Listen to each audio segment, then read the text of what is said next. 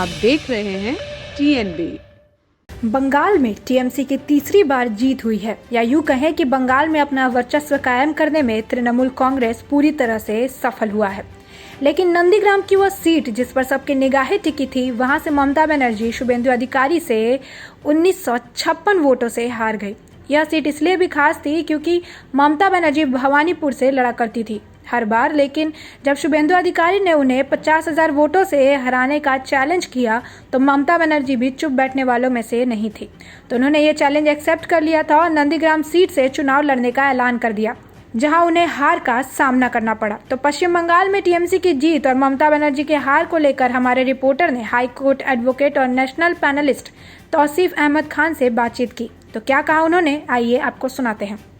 नमस्कार, आदाब दोस्तों, आप सभी का द नेशनल बुलेटिन में स्वागत है। मैं इस वक्त सेंट्रल कोलकाता में हूँ और हमारे साथ नेशनल पैनलिस्ट जनाब तौसीफ एडवोकेट जनाब तौसीफ अहमद खान साहब हैं और जो रिज़ल्ट आया है उसके बारे में उनसे डिस्कस करेंगे और ये जानने की कोशिश करेंगे कि ये उम्मीद के मुताबिक था या उसके खिलाफ हो गया है, और ये भी जानने की कोशिश करेंगे कि तमाम चीज़ होने के बावजूद ममता बनर्जी कैसे हार गई। तौसीफ साहब, ये बताइए कि पहला क्वेश्चन यही है कि ममता बनर्जी कैसे हारी। देखिए, ममता बनर्जी सिर्फ नंदीग्राम से नहीं चुनाव कर रही थी। ममता बनर्जी पूरे 274 सीट से चुनाव 294 सीट से चुनाव लड़ रही थी। तो 294 सीटों में 211 से के ज़्यादा सीट ममता बनर्जी को मिला है। तो ममता बनर्जी जीती हैं। इसे ये कहना कि वो हार गई, ये उसी तरीके से होगा जो कि बीजेपी कह रही है। अपने हार को छुपाने के लिए बीजेपी ये लाइन पे जवाब देती है। ये तो ममता बनर्जी की जीत है। लेकिन बीजेपी का एक नारा चल रहा है कि 2 मई दीदी गई, और जो दीदी हारी 2 मई को, ये बोला कि मेरा नारा जो था वो सही हुआ, 2 मई दीदी गई। नहीं, ये तो बोलने की बात है। देखिए, विपक्ष को बंगाल में तो बीजेपी अभी विपक्ष की पोजीशन पे है, तो बीजेपी बंगाल वालों को अपने हार को स्वीकार करना चाहिए, क्योंकि ये जो मैंडेट है ये बंगाल की जनता का मैंडेट है। अगर वो इसको निकालेंगे, जैसे हमने देखा बाबुल सुप्रियो जी ने ट्वीट लिख दिया कि बंगाल ने गलत फैसला लिया। बाबुल सुप्रियो जी को इस तरह की बातें नहीं करनी चाहिए, क्योंकि बंगाल की जो जनता है वही फैसला देती है। जनता का जो रिज़ल्ट है, जनता का जो मैंडेट है, उसको एक्सेप्ट करना चाहिए। जब तक आप एक्सेप्ट नहीं करेंगे, आपकी पोजीशन राजनीति में कुछ नहीं हो सकती। और आपको उम्मीद थी कि इतनी सीटें आएगी तृणमूल कांग्रेस की? बिल्कुल। ममता बनर्जी एक क्लियर मेजॉरिटी के साथ में तीसरी दफ़ा चीफ मिनिस्टर बनने वाली है, इसमें कोई शक नहीं था। क्यों शक नहीं था? क्योंकि जिस तरीके से इलेक्शन को किया गया है, सबसे पहला बात कि पूरे हिस्ट्री में उठा करके देख लीजिए, एक स्टेट में को 8 फेजेस में इलेक्शन करना है। इलेक्शन कमीशन ने 8 फेजेस में डिवाइड कर दिया 294 सीट वाले वेस्ट बंगाल को, जबकि दूसरे स्टेट में जहाँ पे 200 से ज़्यादा सीट है, एक दिन में पोलिंग कराया या 3 दिन में पोलिंग कराया। और बंगाल के चुनाव को 1 महीने से ज़्यादा और 8 फेजेस में डिवाइड करना, ये क्यों? ये बीजेपी के फेवर में करने के लिए। आप देखिए, 5वीं फेज़ के बाद में ममता बनर्जी ने बाज़ाब्ता तृणमूल की तरफ से अप्रोच किया, इलेक्शन कमीशन को बोला कि कोविड बढ़ रहा है, आप ऐसा करें कि बाकी के जो 3 फेजेज़ है उसको एक दफ़ा करके जल्दी चुनाव ख़त्म कर दे, ताकि कोविड का रिस्क ख़त्म हो जाए। लेकिन बीजेपी वहाँ आ गई उसको अपोज करने कि नहीं, कोविड का खतरा है तो है, हमें तो 8 फेजेस में ही इलेक्शन करवाना है। इस तरह की जो एंटी पीपल पॉलिसीज़, ये तो बंगाल की जनता देख रही थी। यही सारे वजह रहा है कि बंगाल की जनता ने बीजेपी की डिवाइसिव पॉलिसी को, उनकी जो नफरत वाली राजनीति है, उसको रिजेक्ट कर दिया। और जैसा कि आपने इलेक्शन कमिश्नर को कहा कि बाइस्ड, तो आपने देखा होगा कि ममता बनर्जी पर बैन भी लगाया, उसके बाद जीतने के बाद कहा कि आप जुलूस नहीं निकाल सकते हैं। तो क्या कारण आपको क्या लगा? आप देखें, ममता बनर्जी पे ये इल्ज़ाम लगाया गया कि उन्होंने मुसलमानों मुझे वोट दो ऐसा कहा, और ये इल्ज़ाम खुद प्रधानमंत्री ने लगाया, जो कि सरासर झूठ। बल्कि बीजेपी के नेता कहते रहे ममता बनर्जी को मुमताज़ बेगम, उस पर क्यों कोई एक्शन नहीं लिया गया? बेगम क्यों बोलेंगे, उनका नाम तो बनर्जी है। खुद प्रधानमंत्री ने कहा दीदी, ओ दीदी, जैसे कि कोई रास्ता का मवाली किसी को छेड़ता हो। इस तरीके से प्रधानमंत्री देश के हमारे ऐसा कह रहे, तो इलेक्शन कमीशन ने कोई एक्शन क्यों नहीं लिया? इस तरीके से बायस्ड तरीके से एक पर्टिकुलर पार्टी को हेल्प करने के तरीके से अगर इलेक्शन कमीशन कंडक्ट करता है इलेक्शन, तो बहुत ही दुर्भाग्यपूर्ण बात है। देश में निराशा है, लोगों को ये बात नहीं पसंद आई। प्रधानमंत्री को इस तरीके से दीदी का आवाज़ लगाना, ममता बनर्जी को छेड़ना, इस तरीके से लोगों को ये बात अच्छी नहीं लगी। इसलिए बंगाल की जनता ने ये एंटी बीजेपी वोट दिया है कि हमें बंगाल में इस तरह की कल्चर बीजेपी की नहीं चाहिए।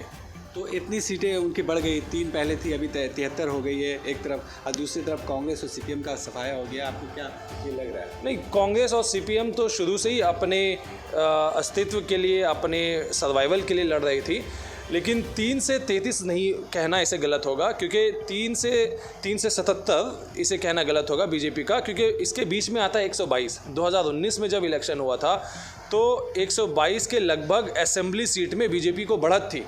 तो 2019 से 2021 आते आते वो 122 का बढ़त आ गया 77 पे। क्या वजह रहा? इनकी अपनी दुष्ट नीतियाँ रहीं जो पूरा देश देख रहा है, सिर्फ बंगाल की जनता नहीं। आप देखिए पूरे नॉर्थ इंडिया में एंटी मोदी कैंपेन चल रहे हैं।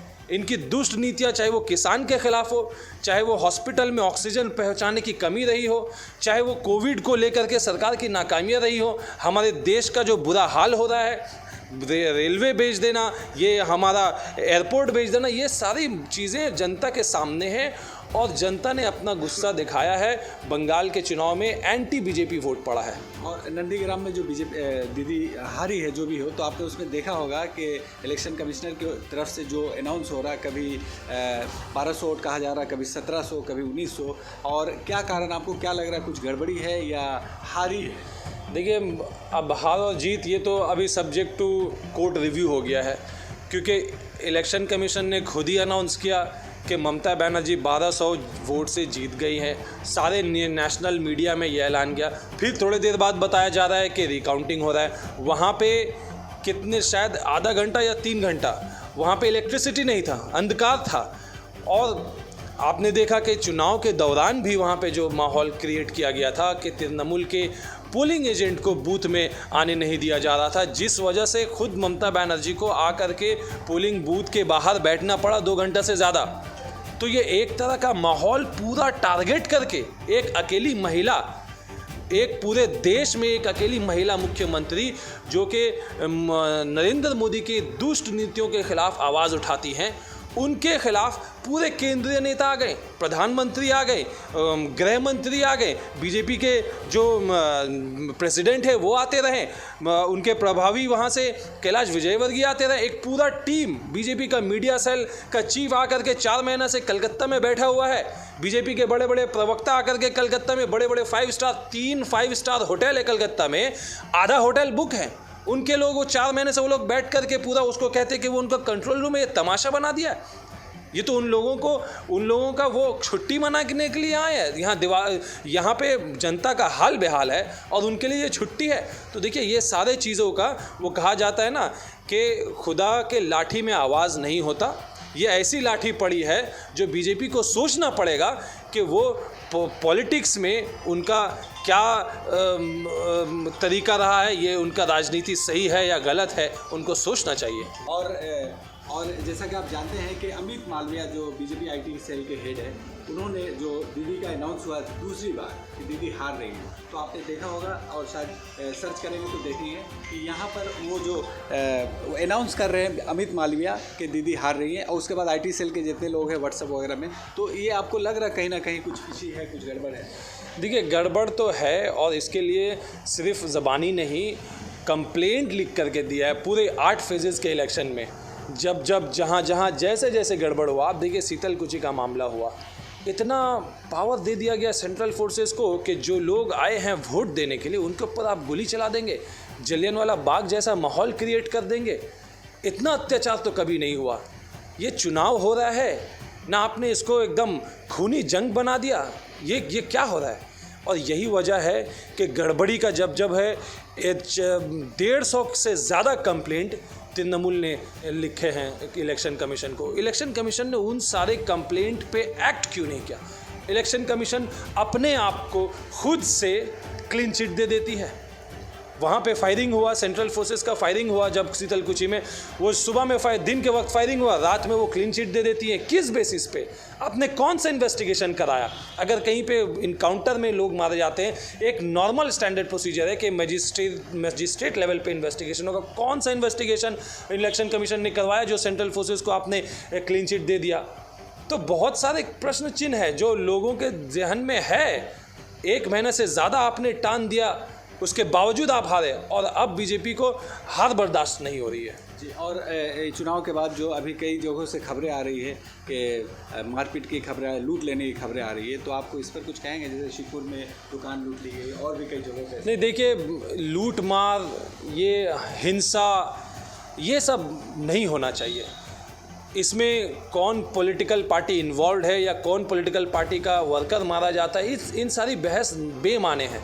क्योंकि अगर आपको डेमोक्रेसी में आप बिलीव करते हैं, गणतंत्र में आपका यकीन है, इलेक्शन में जनता पे आपको भरोसा है, तो इस तरह की हिंसा की वारदात नहीं होनी चाहिए। मैं इस पे नहीं जा रहा कि किसने किसे मारा, क्योंकि हमने देखा 2019 में जब इलेक्शन रिजल्ट आया, भाटपाड़ा में क्या हुआ, काकीनाडा में क्या हुआ, जगह जगह पे तृणमूल के पार्टी ऑफिस को बीजेपी ने दखल कर लिया, फिर वापस तृणमूल वालों ने उनसे अपना पार्टी ऑफिस लिया। ये सब चीज़ शोभा नहीं देता। अगर हम एक मैच्योर देश की तरह अपने आप को, मैच्योर डेमोक्रेसी की तरह अपने आप को अगर हम उठाना चाहते हैं, तो इस तरह की हिंसा की वारदात नहीं होना चाहिए। पॉलिटिक्स में कोई जीतता है, कोई हारता है, ये जनता का फैसला होता है। आज जनता ने, यही जनता थी जो 2014 में और 2019 में बीजेपी को सेंटर में भारी बहुमत से जिताया, और यही जनता है जो आज बहुत बुरे तरीके से बंगाल से बीजेपी को साफ कर दिया है। तो जनता का फैसला को सबको मानना चाहिए और हिंसा की घटना में नहीं जाना चाहिए। चीफ मिनिस्टर ने अपील भी किया है आज भी प्रेस कॉन्फ्रेंस करके। यहाँ तक कि ये कोरोना का मामला है, तृणमूल पार्टी कोई सेलिब्रेशन नहीं करता है। इतनी बड़ी जीत होने के बावजूद, ये इतना बड़ा इलेक्शन रहा, इतना बड़ा जीत है तृणमूल के लिए, फिर भी कोई सेलिब्रेशन नहीं, क्योंकि कोरोना का मामला है। तो अपनी प्रायोरिटी को समझना चाहिए लोगों को। कोरोना से पहले हम लोगों को लड़ने का बंदोबस्त करना चाहिए। इलेक्शन कमिश्नर ने लेकिन कहा था कि अगर आप जुलूस निकालते हैं तो उस इलाके का थाने का जो प्रभारी है उसको सस्पेंड कर दें, तो ये भी एक कारण रहा होगा, हो सकता है। नहीं, ये इलेक्शन कमीशन ने तो ये डायरेक्शन पहले निकाला ही है, और इससे हमको मानना है। ये बात भी पहले ही तृणमूल पार्टी ने अनाउंस कर दिया था कि हमें इसको मान करके चलना है। इसके खिलाफ जो एक्शन लेना है, इलेक्शन कमीशन एक्शन ले। आज वही पावर में है, आज गवर्नर पावर में है, इलेक्शन कमीशन पावर में है, सेंट्रल फोर्सेस पावर में। जो सही फैसला होगा ताकि ये सारा शांति का माहौल रहे, कोरोना से हमें लड़ने की तरफ ध्यान देना है, वो सारे काम ममता बनर्जी ने कहा है कि वो करेंगी। और कहा जा रहा है कि जिस तरह तेजस्वी को हराया गया था बिहार में, उसी तरह यहाँ ममता बनर्जी के साथ भी हुआ। क्या इस सच्चाई है? देखिए, बहुत तरह के षड्यंत्र हो रहे हैं जिसके खिलाफ कंप्लेंट भी किया जा रहा है। तो उम्मीद करते हैं कि इस तरह का मामला ना हो। इलेक्शन कमीशन से काफ़ी नाराज़गी है, उन्हें जवाब देना पड़ेगा, उनके खिलाफ कोर्ट में भी जाने की तैयारी है। तो ये थे एडवोकेट तौसीफ अहमद खान साहब, और अपने ख्यालात का इजहार कर रहे थे। उन्होंने भी कहा कि यहाँ पर जो कोविड का मामला है और ममता बनर्जी ने जुलूस ना निकालने का फैसला किया है। और बहुत शुक्रिया हमारे साथ जुड़े रहने। दूसरे अपडेट के साथ फिर हम आपके साथ मुलाकात करेंगे, तब तक के लिए शुक्रिया, धन्यवाद। जैसे कि आपने सुना कि उन्होंने कहा कि दीदी एक सीट से नहीं 294 सीटों से लड़ रही थी, जहां उन्हें 211 प्लस सीटें मिली है, तो वो ऑलरेडी जीत चुकी हैं। और उनके हिसाब से विपक्ष यानी बीजेपी को अपनी हार मान लेनी चाहिए, ना कि अपने हार को छिपाने के लिए उस एक सीट को मुद्दा बनाना चाहिए। तौसीफ अहमद जी ने यह भी कहा कि चुनाव आयोग ने बंगाल चुनाव को 8 चरणों में बांट दिया ताकि बीजेपी इससे फायदा मिल सके। इसके साथ ही देश में बुरे हाल के लिए भी उन्होंने प्रधानमंत्री नरेंद्र मोदी को दोषी बताया है। इसके साथ ही आज ममता बनर्जी ने मुख्यमंत्री पद की शपथ ली, जहां उनके साथ अभिषेक बैनर्जी, चुनाव रणनीतिकार प्रशांत किशोर और पार्टी के वरिष्ठ नेता फरहाद हकीम शामिल हुए। कोरोना के बढ़ते केसेस को मद्देनजर रखते हुए ज्यादा लोगों को इस समारोह में शामिल नहीं किया गया। साथ ही मुख्यमंत्री ममता बनर्जी ने कहा कि कोरोना से लड़ना उनकी पहली प्राथमिकता होगी।